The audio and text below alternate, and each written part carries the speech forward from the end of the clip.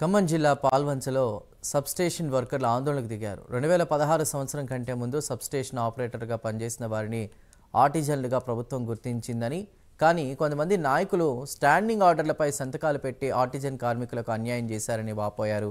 ఆర్టిజన్ల సమస్యలపై వెంటనే ప్రభుత్వం నిర్ణయం తీసుకోవాలని, లేని యెడల అసెంబ్లీని ముట్టడిస్తామని హెచ్చరించారు. ఎందుకంటే నేను కాంట్రాక్ట్ లేబర్ నుంచి పుట్టాను, కాంట్రాక్ట్ లేబర్ నుంచి పెరిగాను, కాంట్రాక్ట్ లేబర్ నుంచి కన్వర్షన్ తీసుకున్నాను.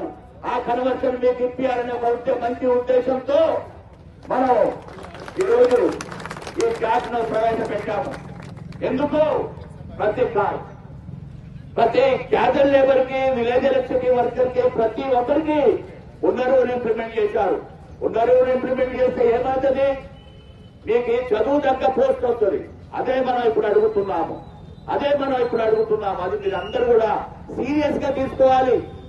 మేము వెంటనే సమ్మెలో పోదాం రండి అని మేము అనటం లేదు. మన ఉద్యమం ద్వారానే ప్రతి ఒక్కటి సంపాదించుకుంటాం.